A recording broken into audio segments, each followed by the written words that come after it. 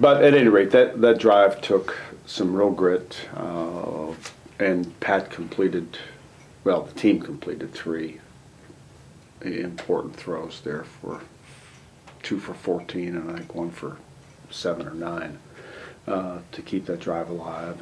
And once we, obviously once we got to the point where Craig was a viable option, we tried to keep the ball in the left hash. Not that he isn't good at everywhere, but he's been better on the left hash, and I felt very comfortable with the kick.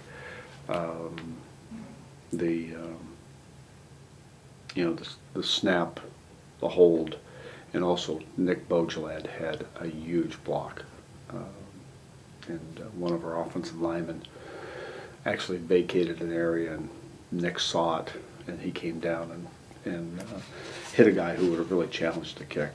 So Boge had a big play. And the Bone team, for as little as we put it in on Wednesday when Joe Tonga went out, gave us 19 plays for 97 yards. And I think kept them off balance.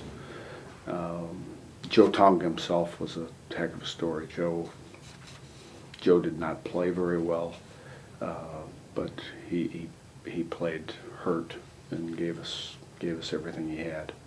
And he was one that came in on the field goal. We didn't want to do that because it really exposes your outside leg, which exposed his bad leg. And but we had 2 kicks actually tipped earlier, and we didn't have him in there, and he wanted to be in for the last play. Defensively, we scored 3 times. Lanterman obviously had a heck of a restart. Nate George caused the fumble that Spiegelmeyer got, and G caused the one that Thornton got. Thornton's penalty I thought was really immature. I don't think it was malicious. I just think it was immature, and we ended up really kicking off from the 15 and giving the ball at midfield, so we traded touchdown for touchdown, which isn't what you want. Awards, prep special teams, Mike Scott won again. Prep offense, Hopeton Bailey won. Prep defense, Josh Taylor won for the first time. Special teams player of the game was Craig Burgess.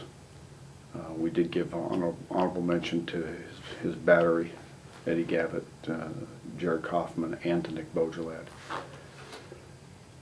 The ROTC player of the game was Corey Lanterman. And then the coaching for life value execution went to Manny Cutlip. And Manny just, for 3 days work in the iBone did a pretty good job for us. We did vote for permanent captains, but they'll be named at our banquet. And today they're having their exit interviews. So every player's coming in today and getting their plans for the future. They fill out a form and evaluate their performance, and we do the same. And then Wednesday we're turning in equipment, and we're in our first large recruiting meeting. Some of our coaches will actually be out this week recruiting. So that's kind of no rest. The update. No, I mean there can't be. I mean it's not. It's different. You shift gears. You're putting in time on the road, and some of it you can actually, like last night, I was at home earlier making phone calls last night. You can actually make calls from home as opposed to being here watching tape. But yeah. When you look back on the season, say 5, 10 years down the line, and you look back on this season, what would you say about it? You know, I don't know what I'll say in 10 or 15 years. I do know now it feels like probably the most painful season I've had, as I've mentioned before. And I think it's more because of the expectations prior to the season as opposed to other losing years I've had where, and we had one at Edinburgh too. I mean, Edinburgh, we, eerily enough, we started out 3-0 and ended up, I think, 5-6. And we lost our quarterback after the third game, and Justin Bouch came in, lost 6 games in a row. Next year, he was one of the best quarterbacks in the league, and we won the championship.